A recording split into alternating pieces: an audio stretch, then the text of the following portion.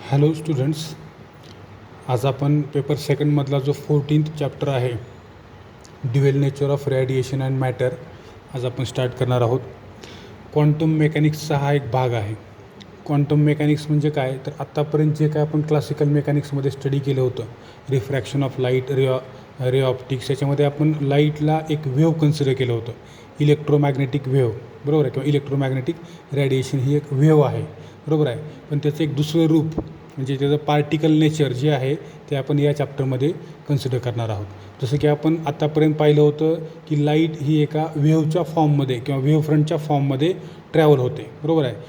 परंतु लाईट ही एक वेव्ह नसून light is a stream of large number of small packets or particles called quanta.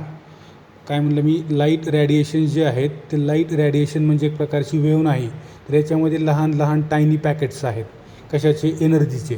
त्या प्रत्येक पॅकेटची energy E=h new एवढी आहे, बरोबर. New is the frequency of that wave or light.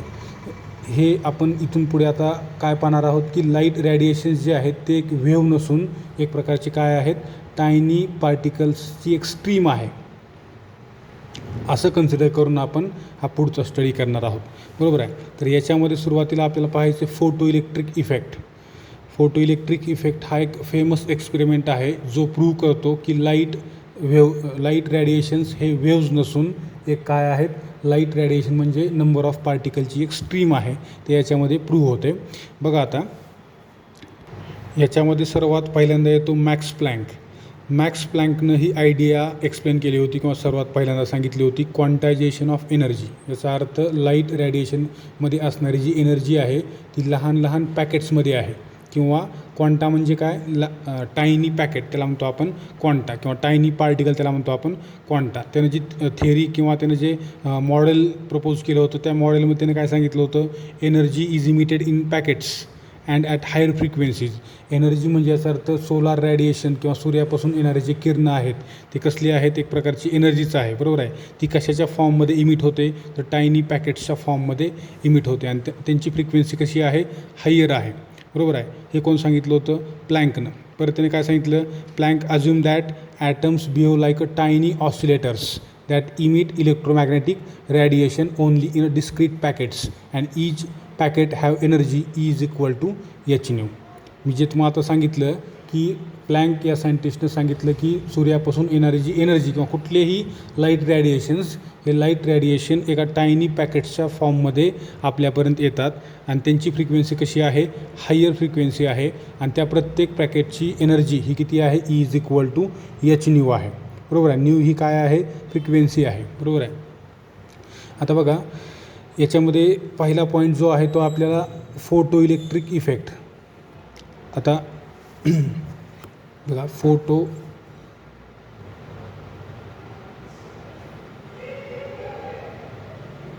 Electric effect. Photo electric इफेक्टमध्ये काय, तर Hertz नावाचा जो सायंटिस्ट होता, Heinrich Hertz, he discovered photo electric emission in 1887. 1887मध्ये हर्ट्झ या सायंटिस्टला असं दिसून आलं, spark gap conducts electricity more easily when it is placed in vacuum. Spark gap म्हणजे काय, दोन इलेक्ट्रोड्स आहेत, बरोबर आहे, दोन, एक पॉझिटिव्ह आहे एक निगेटिव्ह आहे, म्हणजे एक कॅथोड आहे एक ॲनोड आहे. या दोघांच्यामध्ये इलेक्ट्रिसिटी, या दोन गॅपच्यामध्ये इलेक्ट्रिसिटी इझिली फ्लो होऊ शकते. स्पार्क गॅप कशाला म्हणायचं, हा एक पॉझिटिव्ह इलेक्ट्रोड आणि हा एक निगेटिव्ह इलेक्ट्रोड, या दोघांच्यामधला जो गॅप आहे याला म्हणतो आपण स्पार्क गॅप. याच्यामध्ये इलेक्ट्रिसिटी इझिली फ्लो होऊ शकते ज्या वेळेस याच्यावरती लाईट रेडिएशन्स इन्सिडंट होतात एका पर्टिक्युलर फ्रिक्वेन्सीचे. यालाच काय म्हणतो आपण, फोटो इलेक्ट्रिक इफेक्ट असं म्हणतो. बघा यानं कुठल्याही प्रकारचे ऑब्झर्वेशन्स केले नाहीत, परंतु अदर सायंटिस्टनं ज्यावेळेस याच्यावरती ऑब्झर्वेशन्स केले त्यावेळेस त्यांना असं दिसून आलं की स्पार्क गॅप म्हणजे काय, एक इव्हॅक्युएटेड. आता ॲक्च्युअल तो एक्सपेरिमेंटल सेटअप कसा आहे तो आपण नेक्स्ट व्हिडिओमध्ये पाहणार आहोत. फक्त आज आपल्याला काय पाहायचं की फोटो इलेक्ट्रिक इफेक्ट म्हणजे काय आहे, किंवा what is the process of photo electric effect. सुरुवातीला हा कोण सांगितला, बघा इकडे पहिल्यापासून तुम्हाला मी एक वेळेस रिवाईज करतो. काय बोललो आपण, मॅक्स प्लँक हा जो सायंटिस्ट होता यानं सुरुवातीला सांगितलं की लाईट रेडिएशन्स म्हणजे याचा अर्थ सूर्य असेल किंवा कुठूनही येणारे प्रकाशाची जी किरणं आहेत ते प्रकाशाचे रेज हे वेव्हच्या फॉर्ममध्ये येत नाहीत, आत्तापर्यंत तर आपण क्लासिकल मेकॅनिक्समध्ये काय स्टडी केलं आहे की लाईट ही एक प्रकारची काय आहे, वेव्ह आहे, बरोबर आहे. ते आणि आपल्याला माहीत आहे इलेक्ट्रोमॅग्नेटिक वेव्ह ही कशा पद्धतीची असते, ज्याच्यामध्ये मॅग्नेटिक फील्ड आणि इलेक्ट्रिक फील्ड एकमेकाला कशा आहेत, परपेंडिक्युलर आहेत, बरोबर आहे. एक मॅग्नेटिक फील्ड इलेक्ट्रिक फील्डला परपेंडिक्युलर आहे, म्हणजे त्या ठिकाणी इलेक्ट्रिक वेव्ह पण आहे आणि मॅग्नेटिक वेव्ह पण आहे, त्याला म्हणतो आपण इलेक्ट्रोमॅग्नेटिक वेव्ह. आणि आतापर्यंत आपण लाईट रेडिएशन्सचा वेव्ह म्हणून अभ्यास केला. हे त्याचं झालं एक नेचर, म्हणजे हा झाला एक भाग.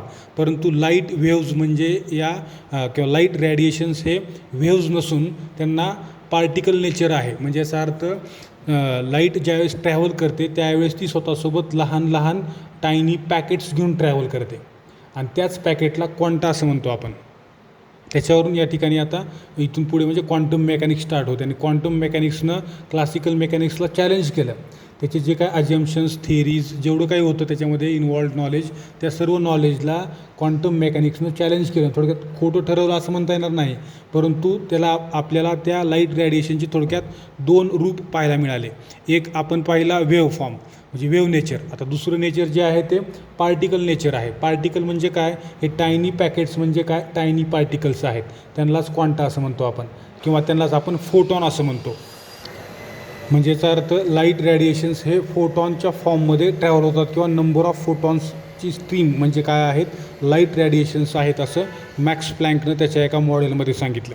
कोणतं मॉडेल किंवा ती आयडिया काय होती, क्वांटायझेशन ऑफ एनर्जी. याचा अर्थ एनर्जीमध्ये डिस्क्रीट म्हणजे फिक्स्ड किंवा सेपरेट पार्टिकल्स आहेत आणि असे पार्टिकल्स घेऊन लाईट रेडिएशन ट्रॅव्हल करतात, बरोबर आहे. हे कोण सांगितलं, हेनरी हर्ट्झने सांगितलं, बरोबर आहे. याच्या बेसिसवर नंतर अभ्यास केला गेला आईन्स्टाईननं, आणि आईन्स्टाईननं परत हा जो फोटो इलेक्ट्रिक इफेक्ट आहे याचे ऑब्झर्वेशन्स त्याच्या इक्वेशन थ्रू काय केले, प्रूव्ह केले. आता फोटो इलेक्ट्रिक इफेक्ट काय आहे ते आपल्याला समजणं अगोदर गरजेचं आहे.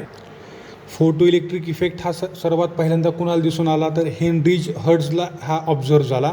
हेनरी हर्ट्झला असं दिसून आलं की स्पार्क गॅप म्हणजे काय, एक पॉझिटिव्ह इलेक्ट्रोड आहे ज्याच्यावरती पॉझिटिव्ह पोटेन्शियल आहे आणि एक निगेटिव्ह इलेक्ट्रोड ज्याच्यावरती निगेटिव्ह पोटेन्शियल आहे. या दोघांच्या मध्ये एक पर्टिक्युलर किंवा मेजरेबल गॅप आहे, एक पर्टिक्युलर गॅप आहे, ठराविक गॅप आहे.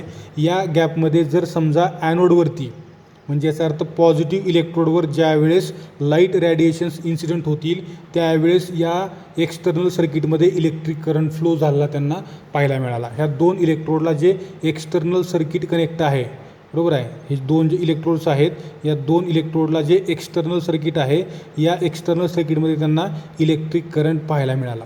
असं का झालं, याच्यावरती नंतर काही ऑब्झर्वेशन्स केले गेले. तर ऑब्झर्वेशनमधून त्यांना असं दिसून आलं एक पर्टिक्युलर मेटल किंवा मटेरियल ज्याला आपण फोटोसेन्सिटिव्ह मटेरियल असं म्हणतो, त्या फोटोसेन्सिटिव्ह मटेरियलवर पडणारे जे लाईट रेडिएशन्स आहेत त्या लाईट रेडिएशनची फ्रिक्वेन्सी ही ठराविक फ्रिक्वेन्सीपेक्षा जर जास्त असेल तर त्यावेळेस या फोटोसेन्सिटिव्ह मटेरियलमधून इलेक्ट्रॉन्स इमिट होतात. या हा जो ॲनोड आहे किंवा हा जो इलेक्ट्रोड आहे हा समजा सोडियम किंवा सिझियम किंवा कॅडमियम किंवा मॅग्नेशियम नावाच्या मटेरियलपासून तयार झालेलं आहे. हे जे मी आता नाव घेतले तुम्हाला नंतर एक्झाम्पलमध्ये मी सांगणार आहे, असे काही मेटल्स आहेत ज्यांना आपण फोटोसेन्सिटिव्ह मेटल्स असं म्हणतो. आता फोटोसेन्सिटिव्ह मेटल्स काय आहेत तर बघा सांगतो. हे अशा प्रकारचे काही मेटल्स आहेत. समजा फॉर एक्झाम्पल आपण या ठिकाणी सिझियम कन्सिडर केला तर हा जो ॲनोड आहे हा ॲनोड म्हणून आपण या ठिकाणी सिझियमची एक प्लेट घेतली आणि या साईडला काय आहे, कॅथोड आहे, बरोबर आहे. याच्यावरती चार्ज निगेटिव्ह आहे. आता तुम्ही म्हणताल, आता बघा इकडं या सिझियमवर ज्यावेळेस लाईट रेडिएशन्स इन्सिडेंट झाले, आपल्याला माहीत आहे लाईट रेडिएशनला एक प्रकारची वेव्हलेंथ असते किंवा त्याला एक प्रकारची फ्रिक्वेन्सी असते, बरोबर आहे.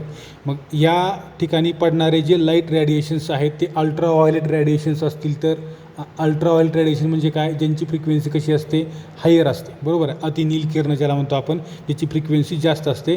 अशा प्रकारचे लाईट रेडिएशन्स ज्यावेळेस या सिझियम प्लेटवरती इन्सिडेंट झाले त्यावेळेस या प्लेटच्या सरफेसमध्ये असणारे इलेक्ट्रॉन्स या मेटल सरफेसपासून फ्री झाले आणि या डायरेक्शनला काय झाले, ट्रॅव्हल झाले.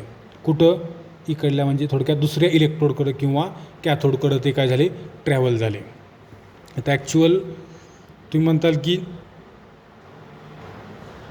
अशा पद्धतीने इलेक्ट्रॉन्स कसे काय ट्रॅव्हल होऊ शकतील. कॅथोडवर चार्ज निगेटिव्ह आहे, इलेक्ट्रॉनवर देखील चार्ज निगेटिव्ह आहे. तर बघा इकडं आपण जर समजा ही एक बॅटरी कन्सिडर केली, या बॅटरीमध्ये हा तुमचा पॉझिटिव्ह इलेक्ट्रोड, हा निगेटिव्ह इलेक्ट्रोड आहे. या ठिकाणी पुढच्या बाजूला एक रेजिस्टन्स आपण कनेक्ट केलेला आहे. तर इथं आपल्याला काय दिसते, इलेक्ट्रिक करंट फ्लो झाला. म्हणजे कसा फ्लो होतो, positive to negative outside the circuit flow होतो. बरोबर आहे. ज्या डायरेक्शनला इलेक्ट्रिक करंट फ्लो होत आहे त्याच्या अपोजिट डायरेक्शनला इलेक्ट्रॉन्स फ्लो होतात. बरोबर आहे. त्याच्या अपोजिट डायरेक्शनला इलेक्ट्रॉन्स फ्लो होतात. मग आता हे झालं outside the circuit. Inside the circuit काय होते, इनसाईड द सर्किट हे इलेक्ट्रिक करंट हा निगेटिव्ह टू पॉझिटिव्ह असा असतो या डायरेक्शनला. मग इलेक्ट्रॉन्स कसे फ्लो होतील, पॉझिटिव्ह टू निगेटिव्ह असे फ्लो होतील. त्याच्यामुळं इथं इलेक्ट्रॉन्स पॉझिटिव्ह टू निगेटिव्ह असे फ्लो होतात. बरोबर आहे. मग आता इथं जर पाहिलं आपण बघा, या ठिकाणी काय झालं, सीझियम सरफेसवर ज्यावेळेस हे लाईट रॅडिएशन्स इन्सिडेंट झाले. आता लाईट रॅडिएशन काय आहेत, स्ट्रीम ऑफ टायनी पार्टिकल्स, ज्याला आपण क्वांटा म्हणले किंवा त्याला आपण फोटॉन असं म्हणतो. मग त्या प्रत्येक फोटॉनला एनर्जी आहे, E is equal to H nu. ही काय आहे, प्रत्येक फोटॉनची एनर्जी आहे. मग या प्रत्येक फोटॉननं काय केलं, आपली जी एंटायर म्हणजे टोटल एनर्जी आहे ती टोटल एनर्जी या मेटलच्या फ्री सरफेसमध्ये असणारे जे ॲटम्स आहेत त्या ॲटममधल्या प्रत्येक इलेक्ट्रॉनला काय केली, प्रत्येक म्हणण्यापेक्षा प्रत्येक एक इलेक्ट्रॉन, त्या ठिकाणी 1 फोटॉन 1 इलेक्ट्रॉन अशी पेअर तयार होते. 1 फोटॉन 1 इलेक्ट्रॉन अशी पेअर तयार होते. एक फोटॉन एका इलेक्ट्रॉनला काय करतो, स्वतःची जी एनर्जी आहे ती काय करतो, ट्रान्समिट करतो किंवा ट्रान्सफर करतो. आणि त्या एनर्जीचा यूज करून ते जे इलेक्ट्रॉन्स आहेत ते इलेक्ट्रॉन्स जवळपास 50% किंवा त्याच्यापेक्षा देखील जास्त किंवा कमी अशी एनर्जी यूज करतात स्वतःला या मेटल सरफेसपासून फ्री करण्यासाठी. आणि ज्यावेळेस ते इलेक्ट्रॉन्स या मेटल सरफेसमधून फ्री होतील त्यावेळेस त्यांच्यामध्ये जी रिमेनिंग एनर्जी आहे एच न्यू मायनस फाय, म्हणजे याचा अर्थ याच्यातून जी रिमेनिंग एनर्जी आहे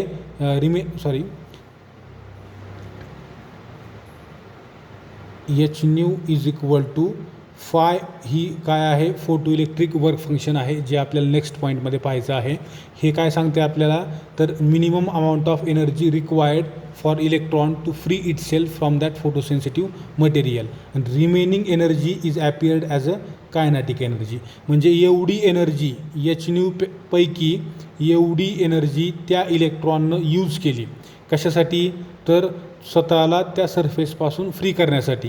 आणि रिमेनिंग म्हणजे राहिलेली जी एनर्जी आहे, एच न्यूमधून राहिलेली जी एनर्जी आहे ती कशासाठी यूज करेल, तो कायनॅटिक एनर्जी म्हणून यूज करेल. म्हणजे त्या एनर्जीमुळं इलेक्ट्रॉन्स या डायरेक्शनला काय होतात, पुल्ड, म्हणजे याचा अर्थ ढकलले जातात किंवा या डायरेक्शनला ते काय करतात, ट्रॅव्हल करतात. मग जेवढं इलेक्ट्रॉनची एनर्जी जास्त असेल किंवा फोटॉनपासून त्याला जेवढी जास्त एनर्जी मिळाली असेल तेवढ्या स्पीडनं किंवा तेवढ्या वेगानं हा इलेक्ट्रॉन या ठिकाणी स्ट्राईक होतो किंवा या ठिकाणी येऊन पोचतो. त्यामुळे सर्किट कंप्लीट होईल आणि एक्सटर्नल सर्किटमध्ये इलेक्ट्रिक करंट फ्लो होतो. यालाच काय म्हणतो आपण, फोटो इलेक्ट्रिक इफेक्ट असं म्हणतो. ठीक आहे. आता फोटो इलेक्ट्रिक इफेक्टचा जो एक्सपेरिमेंटल सेटअप आहे, हा एक्सपेरिमेंटल सेटअप त्यानंतर ऑब्झर्वेशन्स जे आहेत ते आपण काय करणार आहोत, नेक्स्ट व्हिडिओमध्ये डिटेलमध्ये स्टडी करणार आहोत. या ठिकाणी थांबू आपण. थँक्यू.